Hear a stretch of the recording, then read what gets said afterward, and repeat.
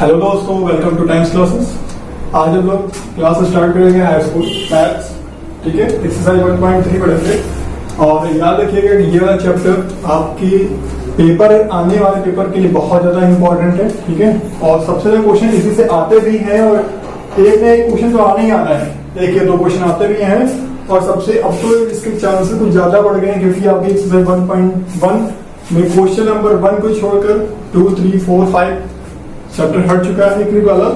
ठीक है, तो ये वाला जो क्वेश्चन है ये बहुत ज्यादा आता भी है पेपर में, तो थोड़ा ध्यान समझिएगा। ठीक है, चलिए स्टार्ट करते हैं। सिद्ध कीजिए कि √5 एक परिमेय संख्या है, तो कैसे सॉल्व करेंगे आप यहाँ लिखेंगे। देखिए, जब कहा जाए ऐसे क्वेश्चन √5 आप परिमेय संख्या मान लेंगे कि √5 एक परिमेय संख्या मान के लेके चलते हैं कि √5 कैसा है हमारा एक अपरिमेय संख्या नहीं परिमेय संख्या है। ठीक है, तो जब परिमेय संख्या मान लेंगे तब लिखेंगे माना इंग्लिश में लिखेंगे let us assume √5 is a rational number. ठीक है, माना √5 एक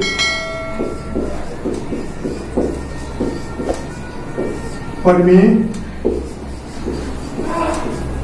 संख्या है।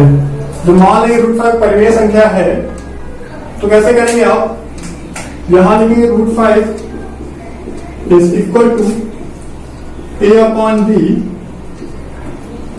जहां b is not equal to 0, लेकिन हमारे a और b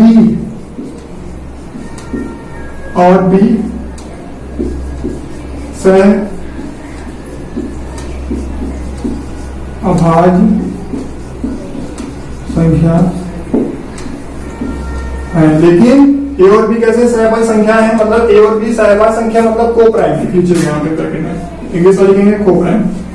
को प्राइम क्या होता है, जिनका इन दो नंबरों का HCF 1 होता है उन्हें कहते हैं को प्राइम। ठीक है, तो √5 इक्वल टू a/b, जहां b is not equal to 0। ठीक है, और फिर क्या करेंगे आप, दोनों पक्षों पर वर्क टेकिंग या लिखेंगे स्क्वायरिंग बोथ साइड। ठीक है, taking the square of the both side, ये दोनों पक्षों पर वर्क करने पर ये दोनों और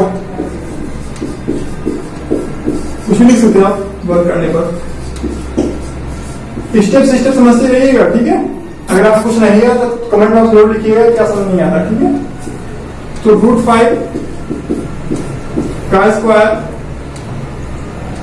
ठीक है, √5 या इसके आगे स्टेप को बढ़ा लीजिएगा ताकि आप समझ में आए। a is equal to √5b, ये लेके गए तो a is equal to √5b, यहां लिख लीजिएगा √5b is equal to a square. ठीक है, ये लिखा a स्क्वायर कर दिया, √5b का होल स्क्वायर कर दिया। ठीक है, अब फिर क्या करेंगे, a स्क्वायर ऐसे लिखेंगे और इसको करेंगे तो √5 कुछ समझ नहीं आएगा ना, तो इसको ऐसे भी कर सकते हो। ठीक है, और फिर a स्क्वायर ऐसे लिखा और √5 का स्क्वायर कितना 5 होता है, और मल्टीप्लाई करेंगे b स्क्वायर। अब क्या समझ रहे हैं आप यहां से ये समझ रहे होंगे कि जब फैक्टर बन गया, जो नंबर यहाँ पे कोई नंबर लिखा होगा बड़ा सा, उसका फैक्टर 5 ही होगा। ठीक है, याद रखिएगा, यहाँ पे लिखेंगे क्या, a स्क्वायर 5 से भाज्य है। ठीक है, इसलिए a भी 5 से भाज्य होगा। ठीक है, मतलब a स्क्वायर 5 से भाज्य, इसलिए a भी 5 से भाज्य होगा। a square divisible by 5, so a also divisible by 5, a is also divisible by 5। ठीक है, अब क्या करेंगे, फिर मान लेंगे। ठीक है, क्या मानेंगे, माना हमने क्या a square is equal to 5 multiply b square, माना a is equal to 5c।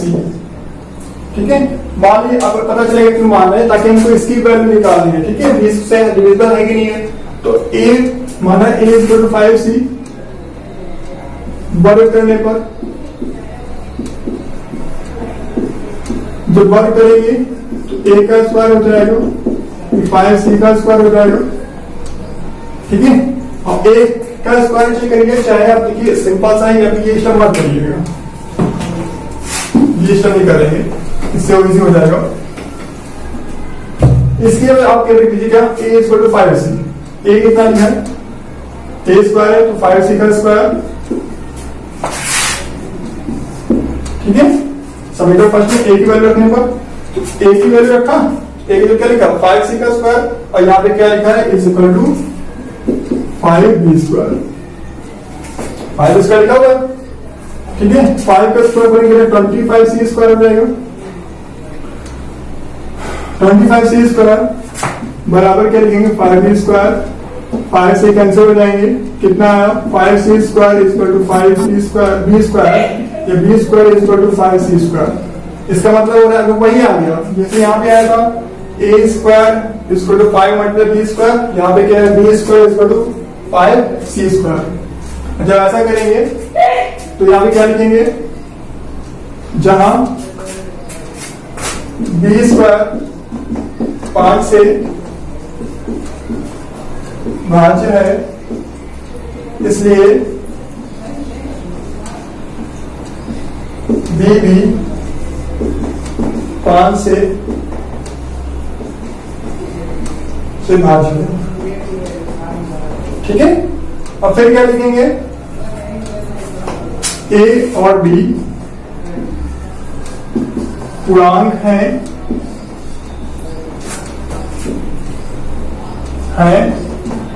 और √5 एक परिमेय संख्या है, लेकिन इस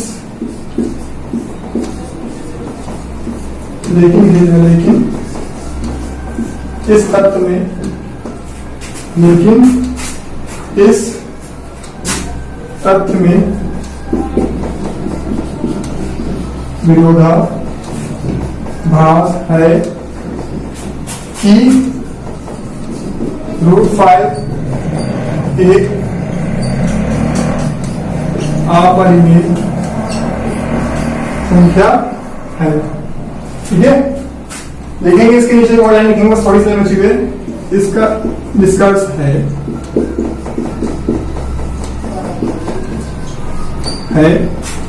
कि √5 एक अपरिमेय संख्या होगी,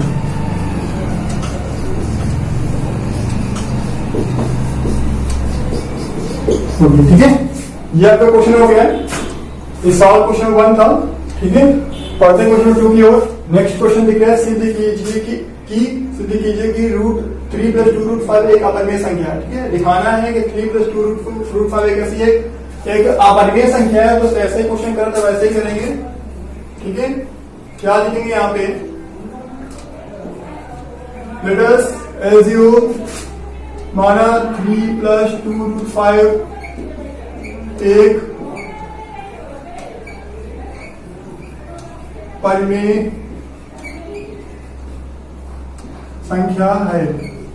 मान लिया 3 + 2 √5 एक परिमेय संख्या है, तो क्या करेंगे 3 + 2 √5 इज इक्वल टू लिखेंगे a/b के रूप में, जहां b is not equal to 0, और लिखेंगे a और b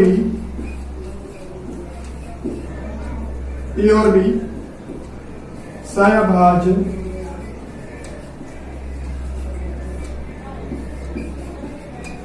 संख्या है। जहां a और b कैसे हमारे सहअभाज्य संख्याएं हैं, और सहअभाज्य संख्या क्या होती है, वे दो संख्याएं जिनका HCF 1 होता है हमारे सहअभाज्य संख्या कहलाती है, ठीक है। अब क्या करेंगे,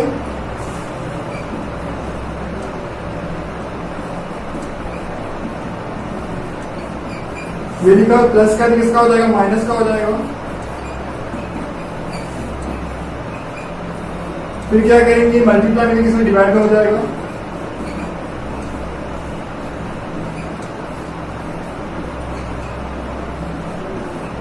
ठीक है। तो इतना करेंगे तो √5 = 1/2 a/b -3 बच गया, ठीक है। अब आपको बस कुछ नहीं करना, आपको लिखना है 1/2 a अपॉन b -3 पूर्णांक हैं और ये लिखो और √5 एक परिमेय संख्या है, लेकिन assumption ठीक है, लेकिन इस तथ्य का विरोधाभास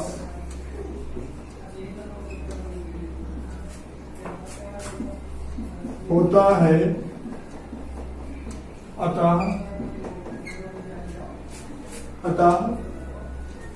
3 + 2√5 एक अपरिमेय संख्या है। ठीक है, ऐसे क्वेश्चन करना है आपको।